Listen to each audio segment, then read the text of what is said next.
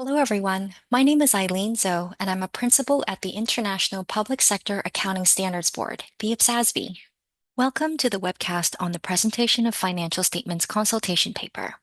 This webcast will share a brief summary of the proposals in the consultation paper, as well as next steps on how constituents can submit comments to the IPSASB for consideration. First, it is important to understand why the IPSASB took on this project, as it informs the IPSASB's approach and considerations in developing its CP. There are several reasons the IPSASB decided to initiate this major financial reporting project. General-purpose financial statements, prepared by governments and other public sector entities, are structured reports that are an important source of financial information, which are used to ensure accountability, inform decision-making, promote transparency, and support efficient resource management in the public sector. How financial information is presented in financial statements is critical to strengthening public financial management globally. The IPSASB plays a vital role in public sector reporting and first issued IPSAS 1 in 2000, providing principles and requirements for the presentation of information in financial statements. However, IPSAS 1 has not been substantially revised since 2003. With a more mature and complete suite of IPSAS standards, the IPSASB has an opportunity to consider its existing requirements and some of the developments in the global reporting landscape. The IPSASB received strong support to take this opportunity and explore how it could enhance existing presentation requirements to improve the effective communication of financial statements and comparability of the information presented within.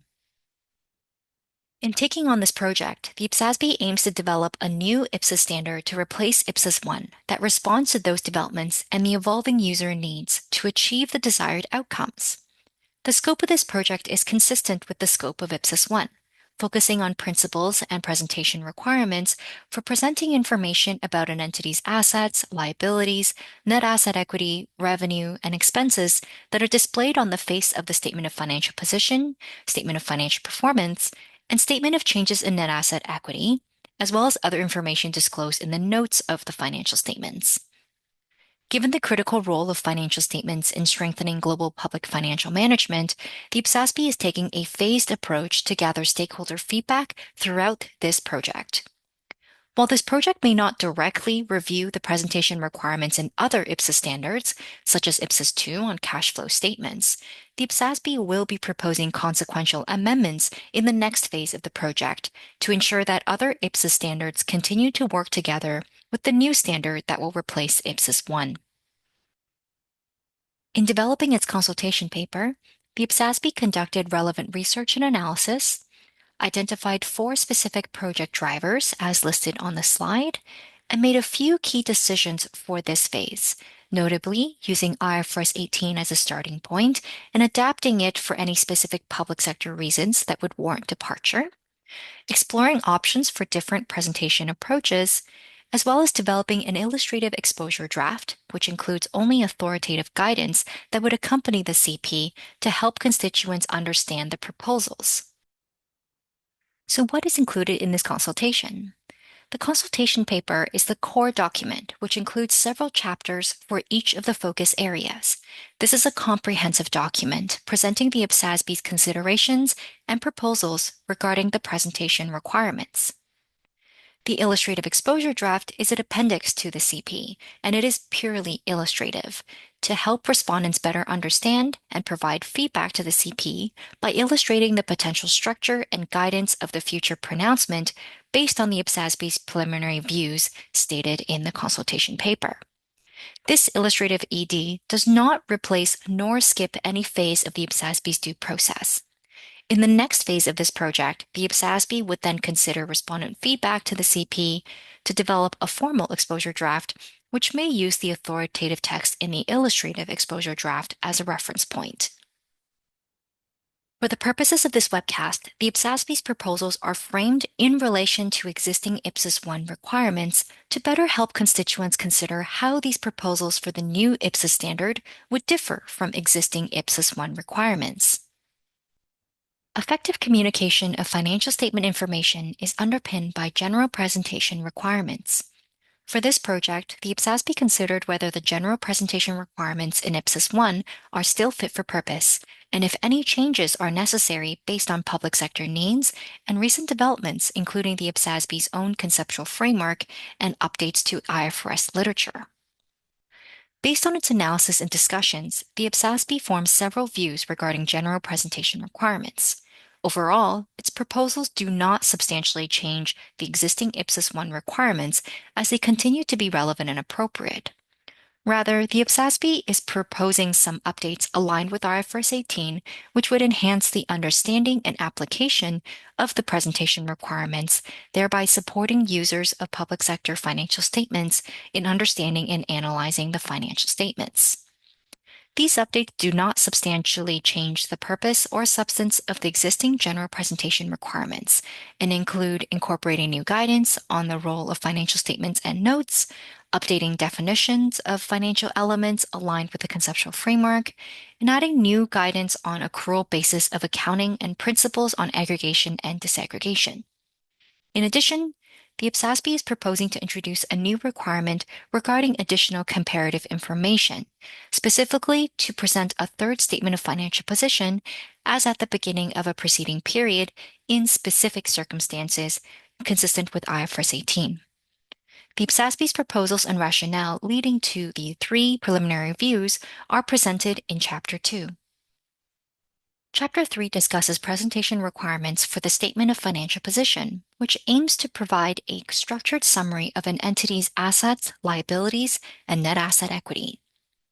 Based on its analysis and discussions, the IPSASB overall does not propose to substantially change the existing IPSAS 1 requirements for the statement. The IPSASB noted, based on constituent feedback, that the current non-current classification approach in IPSAS 1 is generally accepted and broadly used without significant issues in practice. The option to present by order of liquidity has also been useful for certain public sector entities or situations. As a result, the IPSASB proposes not to change these classification requirements. Similarly, the IPSASB noted that the minimum line item requirements in IPSAS 1 have been effective in making the financial information on the statement comparable and understandable, and thus continue to be fit for purpose. Based on its review, the IPSASB proposes to retain these presentation requirements, but to add a requirement consistent with IFRS 18 to present goodwill as a line item where applicable to distinguish this asset from other intangibles. The IPSASB also considered whether IPSAS 1's approach of not prescribing a specific structure or requiring specific subtotals on the statement of financial position has been effective in the public sector.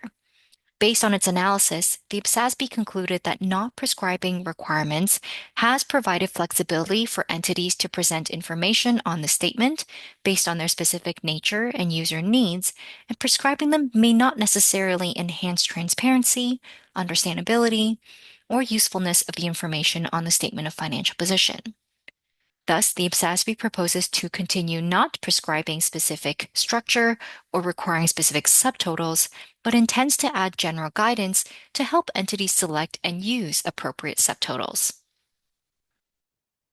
Chapter 4 of the consultation paper focuses on the presentation requirements for the Statement of Financial Performance, which is a key source of information to help financial statement users obtain an overview of an entity's revenue and expenses to support their analysis and decision-making needs. IPSAS 1 has minimal requirements for the statement, allowing substantial flexibility for public sector entities. During its initial research on public sector presentation issues, the IPSASB identified concerns regarding the minimal requirements. The current diversity in practice in presenting revenue and expense items in the reporting period has posed challenges for financial statement users in understanding, analyzing, and comparing financial performance information. This is similar to the private sector, where constituent concerns around comparability led the IASB to introduce major changes to their presentation requirements for their statement of profit or loss in the development of IFRS 18, notably introducing categorization and additional subtotal requirements. Overall, the IPSASB's preliminary views regarding presentation requirements for the Statement of Financial Performance substantially changes the existing IPSAS 1 requirements as it introduces new requirements that are aligned with IFRS 18.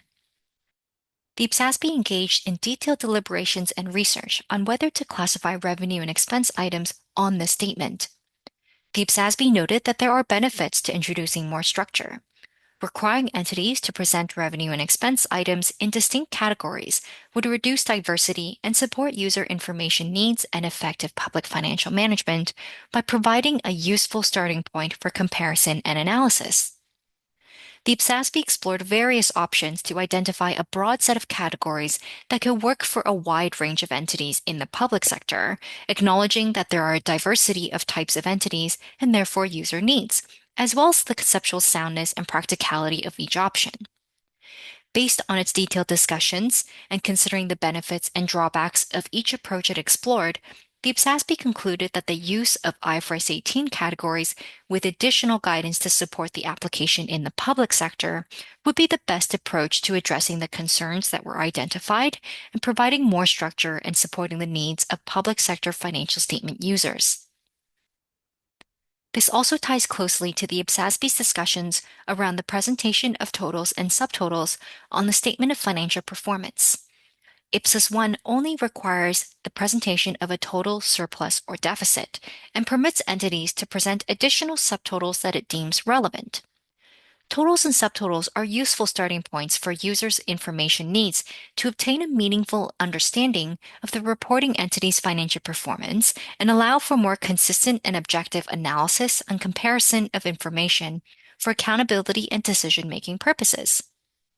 Based on its discussions, the IPSASB proposes to retain the requirement to present a surplus or deficit total, to add a new requirement to present an operating surplus or deficit subtotal, and the IPSASB proposes to continue permitting an entity to present other subtotals that it deems relevant. The IPSASB also considered other presentation requirements in IPSAS 1 and proposes to retain the existing IPSAS 1 requirements on minimum line items, which remain appropriate. It also proposes to retain the option for entities to present expenses by nature or by function.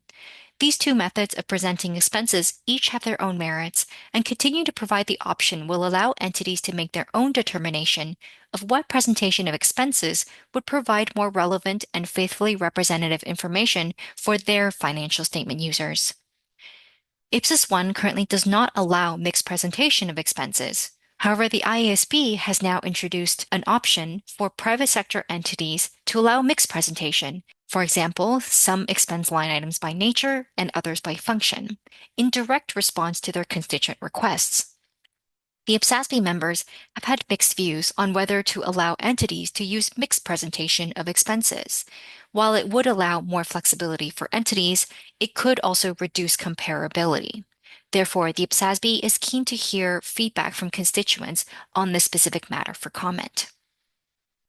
To best support constituents in understanding and considering these proposals, the IPSASB articulates its detailed analysis in Chapter 4 and also provides several illustrative examples, such as the example for municipal government presented on this slide, to show how the Statement of Financial Performance could evolve between the existing IPSAS 1 requirements to these new proposed requirements in the consultation paper.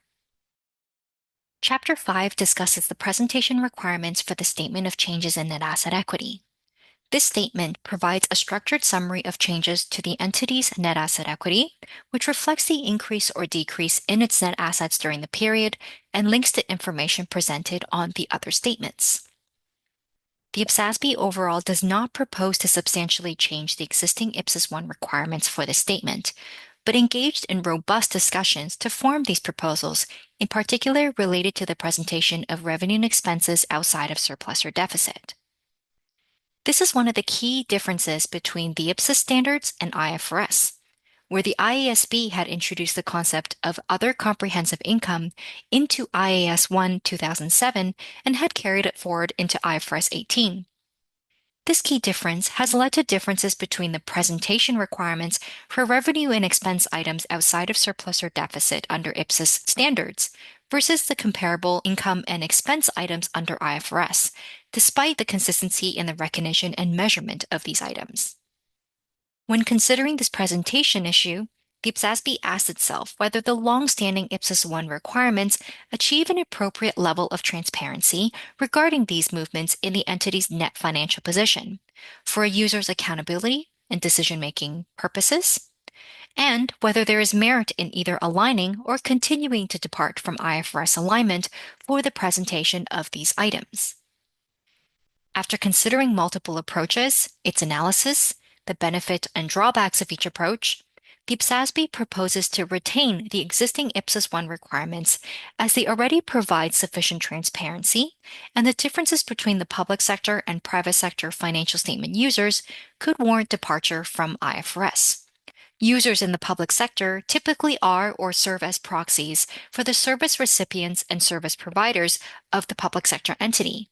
Public sector users are familiar with current Ipsos 1 presentation requirements without issues, and aligning with IFRS may lead to potential confusion by public sector users, which may pose accountability and governance risks.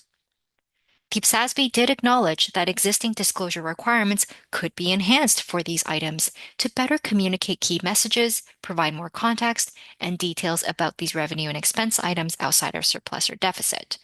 If constituents agree with the preliminary review, the IPSASB would like to hear what enhancements they think the IPSASB should consider for these items.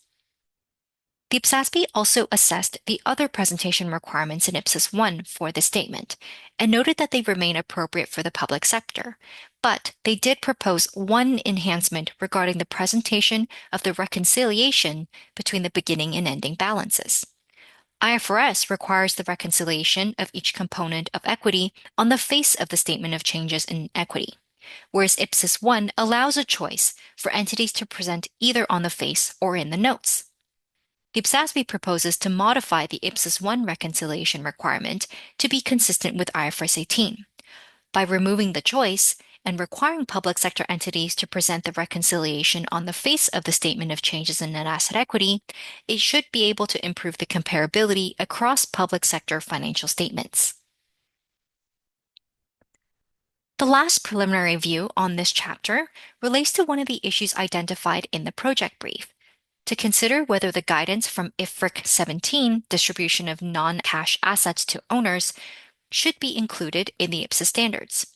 As part of its standard setting process, the IPSASB considers whether each interpretation by the IFRIC is applicable for the public sector, and if so, incorporating the guidance into the IPSA standards with adaptations to help public sector entities more consistently apply the IPSA standards.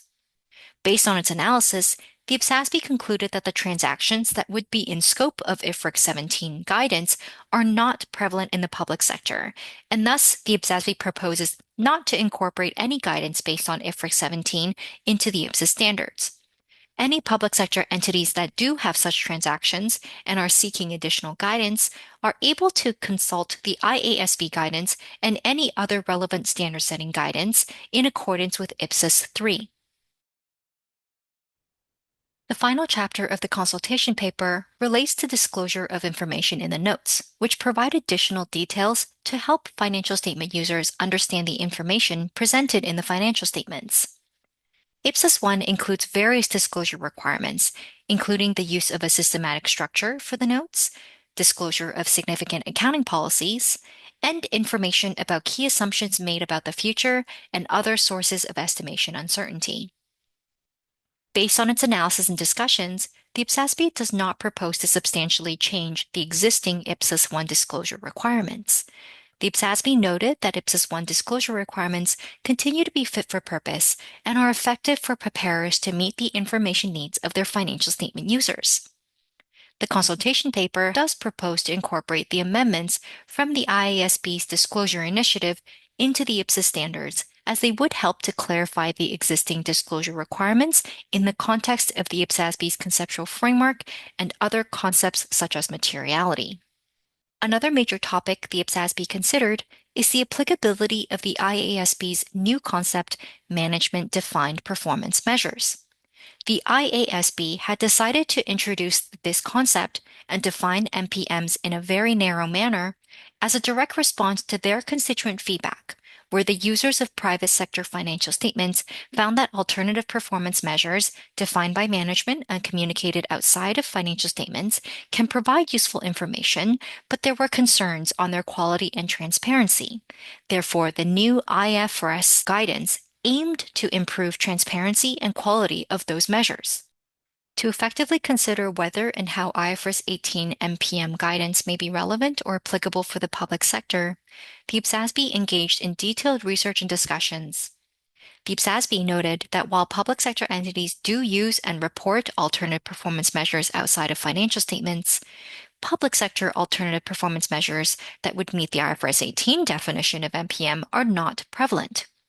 Furthermore, there does not appear to be a similar need for greater transparency over the use and measurement of public sector alternative performance measures communicated outside of financial statements that would warrant additional guidance. Based on its analysis and deliberations, the IPSASB proposes that it would not incorporate IFRS 18's definition and disclosure requirements for MPMs, nor adapt it for inclusion in the public sector context. The IPSASB also highlighted that its recommended practice guideline, RPG2, already provides non-authoritative guidance and best practices that would provide similar benefits if applied, as would be achieved with IFRS 18's MPM guidance. This concludes our summary of the consultation paper.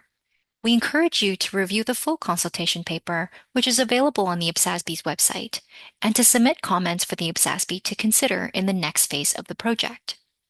You are able to choose to answer all of the preliminary views and the specific matter for comment in the CP, or just a selected few.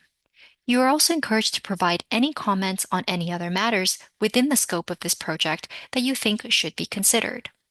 For more information about this major financial reporting project, please visit the IPSASB's website. Thank you for listening to this webcast on the IPSASB's consultation paper, Presentation of Financial Statements. Please visit the IPSASB's website to learn more about the IPSASB and its projects and to stay up to date. Thank you and have a great day.